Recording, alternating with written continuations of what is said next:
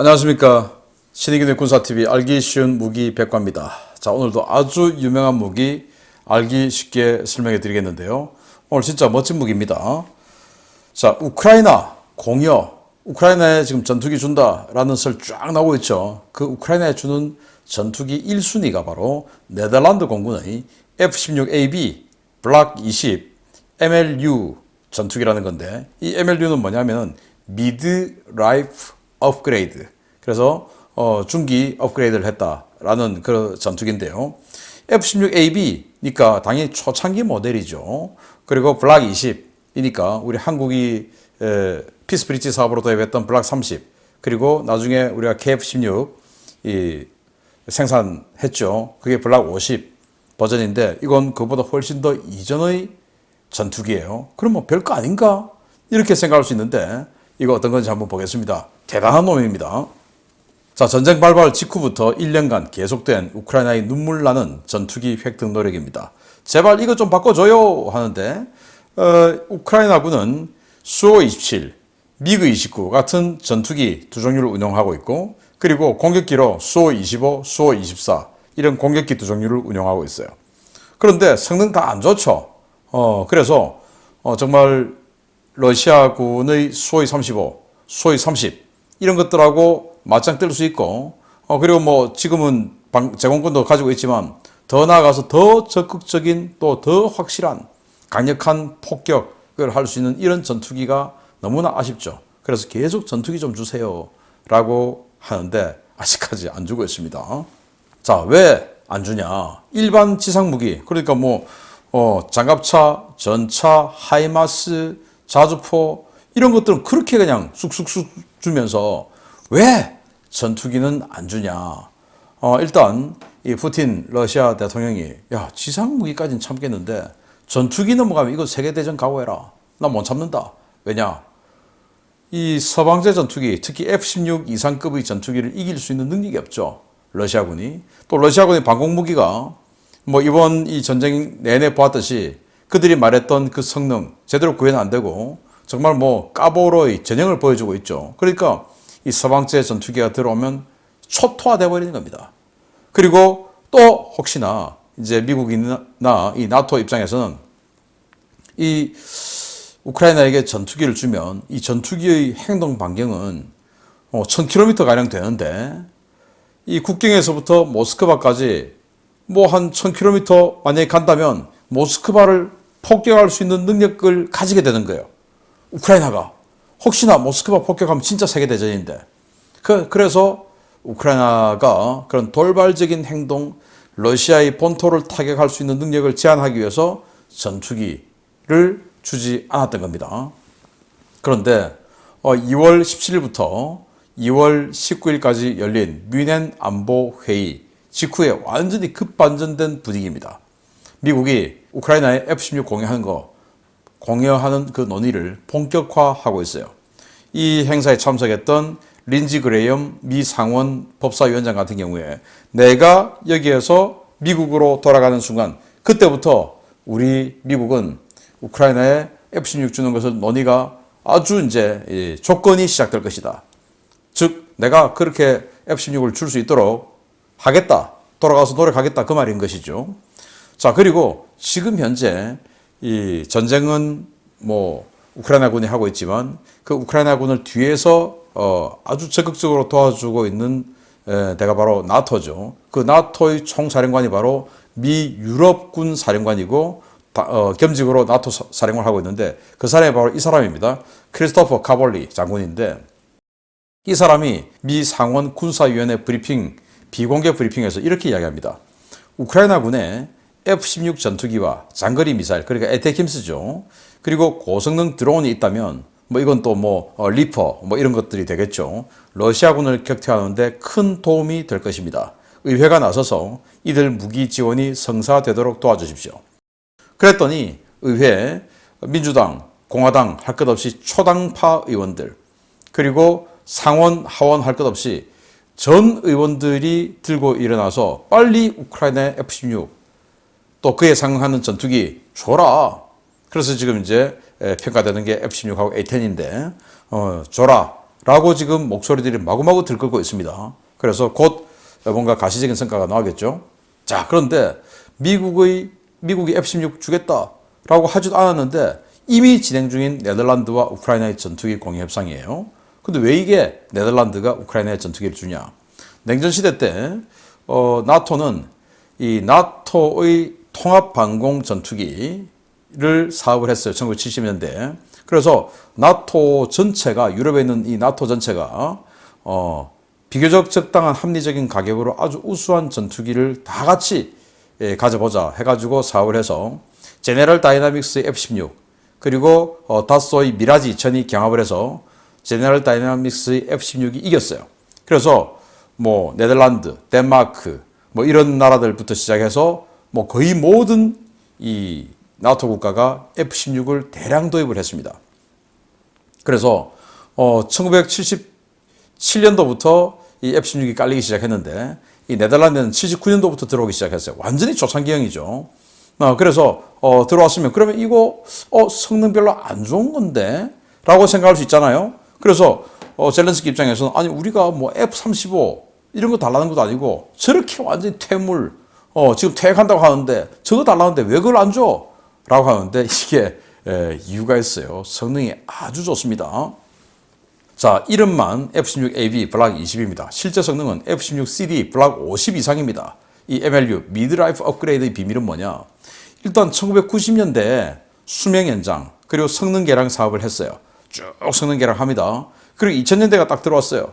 2000년대 들어왔더니 여러분들도 우리 그 한국 공군의 FX 사업할 때 F-15K 들어올 때 그때 이제 처음으로 헬멧 마운티드 큐잉 시스템 봤죠. 그러면서 슈퍼 사이드와인더 9X를 봤죠. 어마어마하게 완전히 기존의 사이드와인더하고는 차원이 다른 기존의 사이드와인더는 전방 20도 뭐 이 정도 각도로 꼬리를 잡아야 미사일 쏠 수 있고 이런데 이거는 뭐 180도 뒤로도 가고 쳐다만 봐도 라고 돼버리고 이러니까 이게 이 슈퍼 사이드와인더 9X를 장착한 기체와 그리고 이 헬멧 마운티드 큐잉 시스템을 장착한 기체와 그거 아닌 기체와 공중전을 벌이면 뭐 F-15하고 F-16부터도 상대가 안 되는 거예요. F-15가. 그 정도로 대단한 물건이 나왔습니다. 그러니까 이제 네덜란드 보기에 저 헬멧 마운티드 큐잉 시스템 그리고 슈퍼 사이드와인더 그리고 이제 걸프전 그리고 이라크전을 거치면서 외과 수술식 정밀 타격 이런 게 그냥 보편화됐어요. 이제는 뭐 융단 폭격, 대충 멍텅구리 폭탄 이런 거는 그냥 안 씁니다. 전부 이제 정밀 타격, 제담이 등장하면서 그래서 야 스나이퍼라고 하는 이 타겟팅 포워드 이게 또 나온 거예요. 자, 그래서 스나이퍼 타겟팅 포워드 그리고 이 슈퍼 사이드와인더를 운영할 수 있도록 헬멧 마운티드 큐잉 시스템 이 업그레이드를 한 겁니다. 그리고 초창기 레이더다 보니까 탐지거리가 짧죠. 이걸 이 APG-66 V2A 버전으로 업그레이드를 해서 암람 C7 버전을 쏠 수 있도록 해줍니다. 암람 C7이 120km 사거리의 중거리 미사일이죠. 이렇게 해서 계기판도 완전히 그냥 디스플레이 다 디지털 디스플레이에 허드까지 장착하고 그리고 여러분들 이제 밀리터리에 조금 관심 있는 분들은 잘 아시겠지만 F-16 사진을 보고 이거는 초창기형, 이거는 중기형, 이거는 후기형 알 수 있는 게 뭐냐? 이제 후기형은 뭐 요즘 뭐 이 컨포멀 탱크도 갖다 붙이고 뭐 여러 가지 이제 액세서리가 갖다 붙어서 딱 봐도 아는데 초기형과 중기형의 차이는 뭐냐? 바로 여기 앞에 있는 네 개의 칵핏 앞에 네 개의 줄이 있습니다. 이게 바로 IFF 그러니까 피하 식별 장치죠. 초기형은 피하 식별 장치가 없어요. 그런데 이렇게 업그레이드를 하면서 피하 식별 장치도 갖다 붙여서 아주 우수한 그런 상황 인식 능력 그리고 아군이냐 적군이냐 피하 식별이 돼야 되니까 이런 능력까지 다 갖추었어요. 피하 식별 장치 그리고 더 성능 좋아진 레이더 그리고 조종석 그리고 헬멧 마운티드 큐잉 시스템 그리고 스나이퍼 타겟팅 포워드 그리고 슈퍼 사이드와인더 그리고 암람 C7형을 운영할 수 있게끔 업그레이드를 했으니까 우리 한국 공군의 KF-16보다 더 성능이 좋았던 거예요. 물론 이제 KF-16 훨씬 더 70 버전으로 블락 70 버전으로 업그레이드를 해서 지금은 KF-16이 더 성능이 좋지만 그 업그레이드 하기 전에 KF-16보다는 이게 더 성능이 좋았던 겁니다. AB라고 우습게 볼 게 아니었다라는 거죠. 자, 그래서 이게 얼마나 성능이 좋았냐? 레드 플래그에서 이 네덜란드 공군의 F-16 성능 개량했습니다. 그리고 미 공군의 F-15가 공중전을 하는 모습인데 이 F-15가 이제 뒤를 잡았지만 옆을 쳐다보면서 이 조종사가 락온을 해버렸어요. 그래서 사이드와인더, 슈퍼 사이드와인더 락온을 해버리고 이제 이 승리로 네덜란드 F-16의 승리로 끝난 이 공중전을 보여주면서 너 락온댐 쓰고 뭐 이제 이렇게 하는데 그 정도로 이제 공중전에서 탁월한 능력을 보이게 된 F-16 네덜란드산 F-16 전투기예요. 근데 네덜란드 이제 이걸 다 퇴역하고 지금 현재 48대 가지고 있다가 다 퇴역을 하고 그걸 F-35로 교체를 하죠. 그러면서 그 퇴역하는 초도 분량들을 PMC들 그리고 용병 회사들 이런 데 판매를 했습니다. 그리고 남은 게 지금 24대. 그래서 지금 네덜란드가 우크라이나에 만약에 준다면 24대를 맥시멈으로 줄 수 있다라는 거죠. 자, 그래서 러시아군의 수호이 30하고 붙어도 승산 있는 강력한 성능입니다. 우크라이나가 이걸 학수고대한 이유 스펙을 한번 보겠는데요. 길이는 14.52m, 폭은 9.45m, 자체 중량 9.2톤, 최대 이륙 중량 16.9톤, 엔진은 뭐 아시다시피 F100 엔진이죠. 속도는 마 2.0, 그리고 작전 반경은 925km. 센서는 이 레이더가 111km를 봅니다.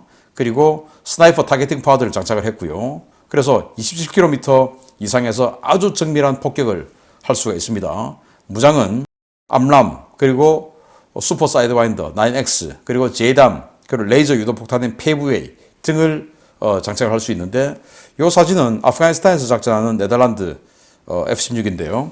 이 구형 사이드와인더죠. 9M 정도로 보이고 그리고 이제 페이브웨이 레이저 유도 폭탄 이쪽에 두 발 있고 이쪽은 없는 걸로 와서 이건 이미 이제 쏘고 돌아오는 그런 모습인 것 같아요. 이런 이제 폭격 능력이 아주 우수한 이런 전투기로 거듭나버렸다. 자, 그래서 미국이 OK 사인만 떨어지면 즉각 이전 가능한 전투기인데요. 그러면은 이 F-16이 우크라이나에 들어가면 우크라이나가 이걸 운영할 수 있나? 조종사들은 이미 훈련을 다 마쳤다고 해요. 근데 중요한 건 후속 군수 지원. 왜? 전투기는 계속 소모되는 부품들이 나오기 때문에 이 부품 공급이 얼마나 잘 되냐 이건데 이게 핵심이죠. 그 후속 군수 지원은 폴란드가 우리가 해준다 이렇게 또 선언을 했어요. 그리고 그보다 더 중요한 게 그러면 조종사는 준비가 되는데 정비사는 어떻게 하냐? 조종사는 기존에 뭐 미그 29나 수호 27을 조종할 줄 알던 조종사가 이거 기종전환 훈련하는 데는 아주 오래 걸리는 시간은 아니죠. 그런데 정비사는 그게 아닙니다. 그래서 굉장히 오랫동안 교육을 받아야 되는데 그 정비사는 어떻게 할 거냐? 없죠.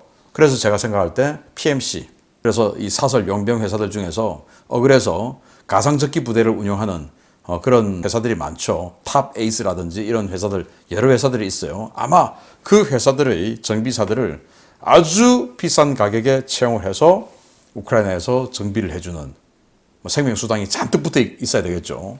뭐 그런 식으로 F-16을 지원해주지 않을까라고 생각이 되고 만약에 이렇게 F-16이 최대 24대가 네덜란드산 F-16이 우크라이나에 들어간다. 그냥 러시아는 그냥 하늘은 이제 끝났다 라는 생각이 듭니다.